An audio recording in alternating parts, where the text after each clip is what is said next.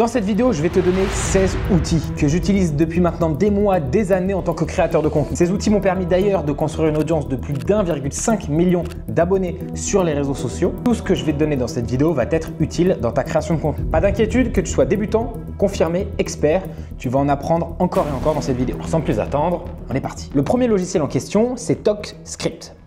Comme son nom l'indique, c'est un TikTok Transcript Generator. Donc comment il va être utile pour ta création de contenu? C'est très facile. Tu vas te rendre sur TikTok, tu vas prendre par exemple une vidéo ici d'Alex Hormozy que tu aimes bien ou d'autres vidéos d'ailleurs. Je vous donnerai juste un petit détail juste après. Tu vas coller ici l'URL et cliquer sur Start. Donc là, l'IA va faire le travail et il va tout simplement te transcript, donc te résumer et te donner surtout tout le texte de la vidéo. Donc c'est très pratique puisqu'il suffit ensuite de faire hop, enlever la petite timestamp, donc les heures, tu fais copier et donc là tu peux aller dans ChatGPT. Hop, et ici, tu vas lui demander de traduire en français ce contenu. Et tu cliques sur partager, enfin tu cliques sur générer, pardon. Et voici la traduction française. Et ensuite, tu peux évidemment refaire ça à ta sauce, mettre ton propre vocabulaire, ta propre grammaire, etc. Le deuxième outil, c'est une extension Google Chrome, c'est YouTube Summary with ChatGPT and Claude. Alors Claude, je ne sais pas qui c'est, mais ChatGPT, on sait très bien qui c'est. Quelle est l'utilité? Pas d'inquiétude, on fait la démo en direct. Donc, une fois que j'ai téléchargé gratuitement l'extension, je suis sur ma page YouTube. Qu'est-ce que je fais? Je clique ici sur Summarize Video, sur une vidéo qui m'intéresse, qui est dans ma thématique, que j'ai peut-être envie de reproduire, que j'ai peut-être envie de retravailler ou j'ai juste peut-être besoin d'extraire des informations de cette vidéo pour en faire une autre sur la même thématique. Alors souvent, on a besoin de cliquer 2 fois et donc là, il va ouvrir une nouvelle page ChatGPT comme on peut le voir à l'écran et tout simplement voilà, boum, résumer ce qui suit en français, automatiquement, je fais rien. Le prompt part et il va me résumer tout le contenu en français. Ensuite, je vais pouvoir demander à ChatGPT de pouvoir détailler certaines parties, de pouvoir mettre un peu plus de data sur d'autres, etc. et de parfaire un script YouTube qui va vous servir pour vous ou même un client à qui, je ne sais pas, vous devez délivrer des idées TikTok, des idées de vidéos YouTube, etc.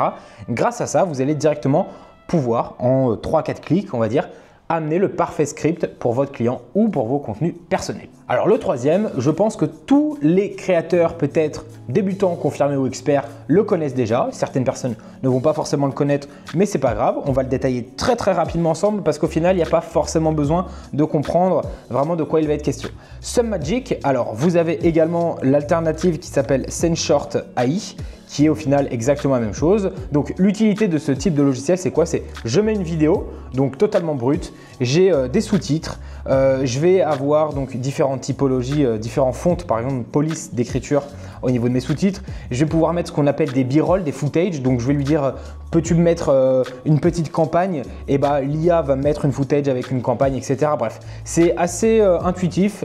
Vous avez des free trials, c'est-à-dire des périodes d'essai, et au final c'est la même chose avec SceneShort AI. Alors moi j'ai une petite préférence pour SceneShort AI, mais c'est exactement la même utilité. C'est je mets un fichier, sous-titres automatiques, il y a des petits effets, il y a des petits footage de paysages, de ce que tu veux d'ailleurs, et c'est très utile. On va dire pour faire du contenu de masse très rapidement pour un de vos clients ou vos contenus perso, très utile. Alors le suivant, c'est du magistral, c'est du niveau Ligue des Champions.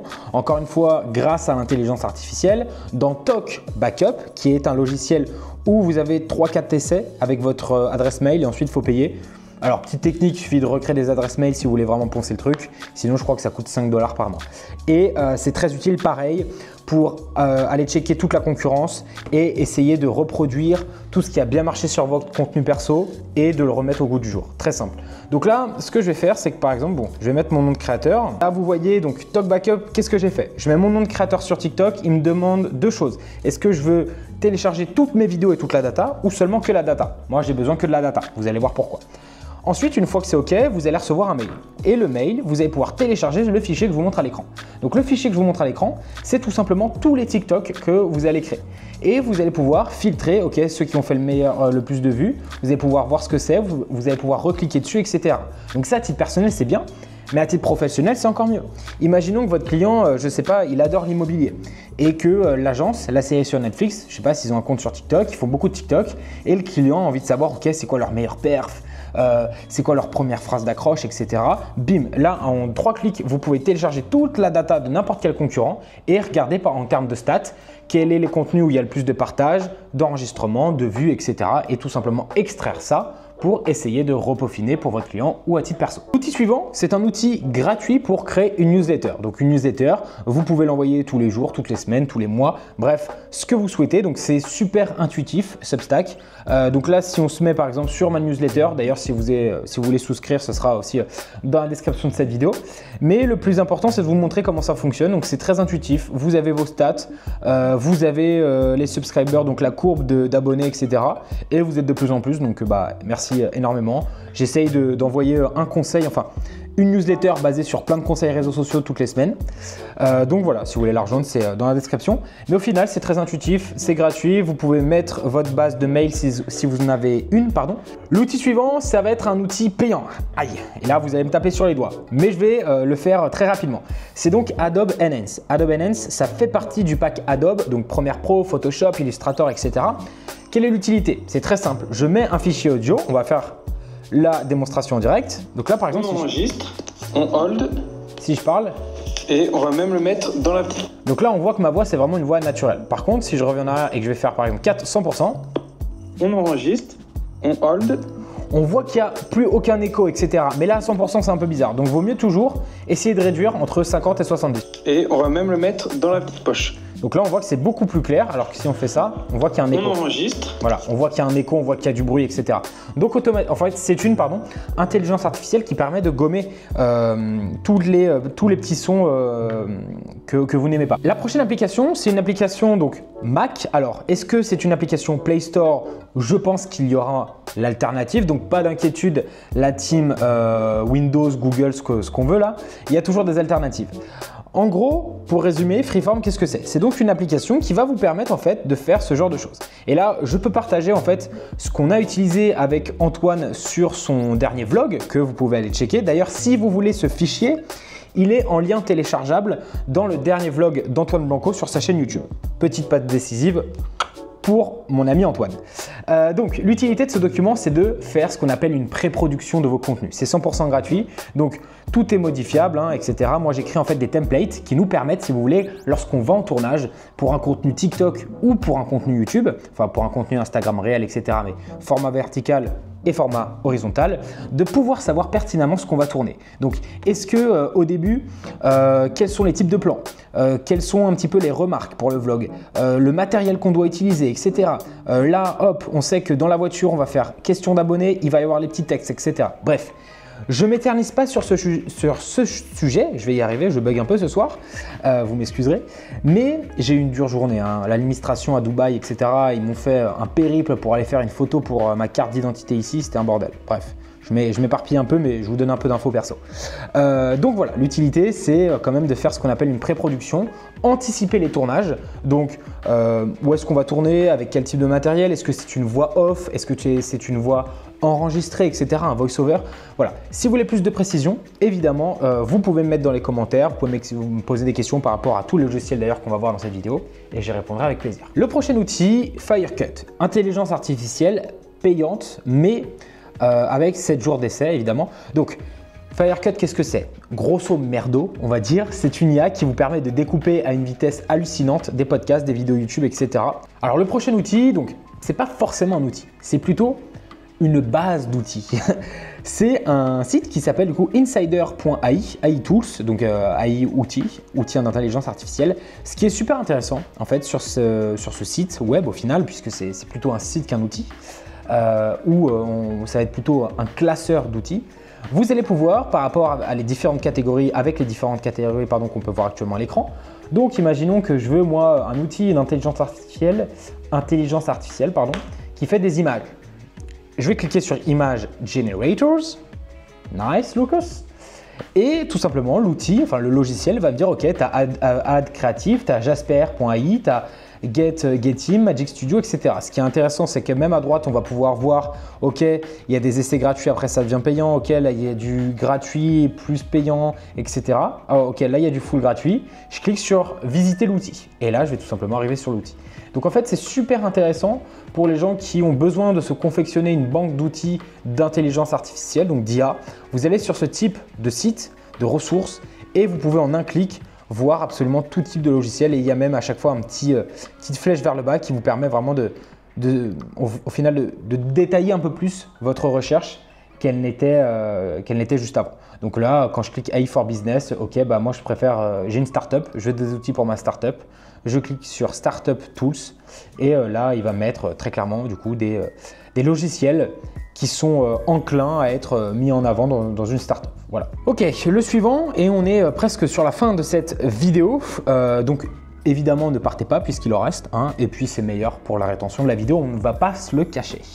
C'est frame.io. Qu'est-ce que c'est? Donc, je vais me connecter, vous allez voir comment ça se passe. Donc, je suis sur une base Frame.io. Je mets mon montage vidéo en question. Donc, par exemple, ça va être le cas pour Antoine. Donc, par exemple, voilà, je vais mettre build 1. Donc, une partie que j'avais commencé à faire pour lui. Antoine reçoit ça et il va pouvoir me mettre, par exemple, ici, il va pouvoir me mettre Lucas. Bon, il va pas mettre Lucas, mais par exemple, il va mettre est-ce que tu peux t'enlever du cadre derrière Lucas car on te voit, mec. Lol. Et ensuite, il va faire send. Et en fait, moi, sur mon montage, vous voyez que je vais avoir, une fois qu'il va m'envoyer un texto, ok Lucas, j'ai fini de regarder ton montage vidéo, j'arrive sur ce logiciel et je vois directement tout ce qu'il y a à modifier. Donc en fait, sur mon montage vidéo, j'ai même pas exporté, enfin si j'ai exporté les fichiers, mais c'est pas super grave on va dire, puisque je vais juste aller sur Premiere Pro. Si je fais toutes les modifs, logiquement la version 2 sera le montage final et je serai tranquille. Donc ça en termes de communication, que vous avez des clients, que vous faites beaucoup de montage vidéo, c'est super et je rajouterais même super utile. Je fais un rapide récapitulatif. On a utilisé tout à l'heure ChatGPT. Il fait partie aussi des outils, des 16 outils que je vous présente, mais vous le connaissez déjà. Je vous fais juste une petite passe décisive. Actuellement, je suis en train de confectionner mon propre GPT, donc un assistant qui s'appelle Viral Content Assistant. Vous pouvez déjà le trouver dans les GPT sur ChatGPT, qui va vous permettre en fait, j'ai mis plein d'infos personnelles dans ce GPT et par exemple si je fais comment utiliser le storytelling pour rendre mon contenu plus engageant, il va vous faire des définitions, il va essayer de trouver en tout cas les meilleurs contenus viraux pour vous, d'écrire les meilleurs scripts, etc. C'est quelque chose que je suis en train de préparer, donc c'est pas encore parfait, mais je suis en train de le poncer tous les soirs pour que ce soit vraiment une machine, un assistant à contenu pour vous et pour mes futurs clients qui sont peut-être actuellement derrière la caméra, derrière l'ordinateur et qui me regardent. Petite passe décisive. Là aussi, pareil, on est sur un outil classique dans le monde de la vidéo, dans le monde de la création de contenu. On est sur Opus Clip. Opus Clip, qu'est-ce que c'est? Je prends une vidéo YouTube, n'importe laquelle, hop, je vais venir, je vais même prendre ça, JMK, les retrouvailles Inoxtag, hop, je copie-colle le lien, je la mets ici, je fais Get Free Clip. Le logiciel se charge et en fait, ce que l'intelligence artificielle va faire, c'est qu'il va découper 10 passages en format TikTok qui ont un potentiel, il faut que je me connecte du coup, mais qui ont un potentiel de viralité très élevé. Donc là, comme on voit en fait, d'une vidéo YouTube, on part sur ce qui est à droite. Il va me faire 10 vidéos comme ça qui sont prêtes à l'emploi avec déjà des sous-titres, avec déjà des changements de caméra. Vous pouvez également tout modifier, mettre vos propres polices, les propres couleurs, etc.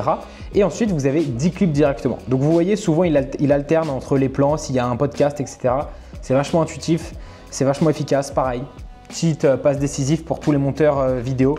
Si vous voulez plus de clients et faire plus de masse avec les outils IA comme ça, c'est du pain béni, tout simplement.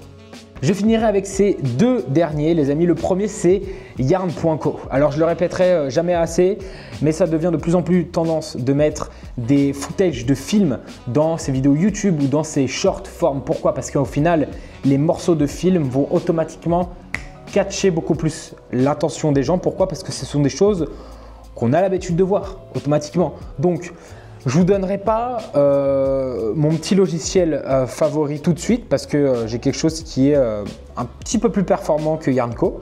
Si cette vidéo, on va dire, dépasse les 20 000 vues, je le mettrai en commentaire épinglé. Voilà, je vous le dis tout de suite, ce sera un commentaire épinglé sur cette vidéo. Et je vous montrerai du coup ce qui est bien meilleur comme logiciel que Yarn.co. Mais Yarn.co, ça fait déjà le taf. Voilà, vous tapez n'importe quel film, donc Iron Man 2 par exemple, qui est bien meilleur bien moins bon, pardon, que Iron Man 1. Et là par exemple, hop, si j'ai envie de... Voilà, je vous spoil direct hein, pour ceux qui n'ont pas vu Endgame.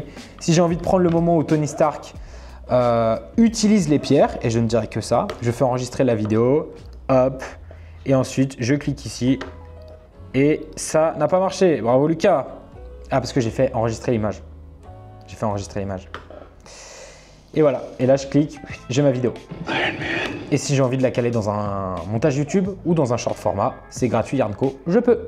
Et le dernier, j'attends qu'il se charge, c'est pour toute la team Ra qui n'a pas forcément envie de prendre Photoshop et pour éviter de craquer Photoshop, parce que je vous informe tout de suite une chose, ça ne sert à rien de craquer Photoshop.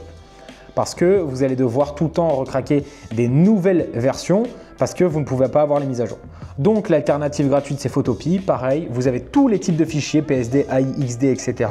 Vous faites nouveau projet, donc là par exemple je vais faire ça, et vous avez même les mêmes outils à quelque chose près évidemment que, comment ça s'appelle, que Photoshop. Voilà, Photopea, donc ça c'est toujours utile je pense plutôt pour les étudiants qui au début ne veulent pas forcément payer le pack Adobe. Photopea, voilà, 100% gratuit, est disponible depuis Google Chrome, Safari, Mozilla Firefox ou ce que vous voulez. Bon, en tout cas, j'espère que vous avez apprécié cette vidéo. Vous disposez évidemment d'un petit récapitulatif des 16 outils et même bien plus. Allez, je vous en mettrai même, je pense, une quarantaine dans le premier lien de la description de cette vidéo.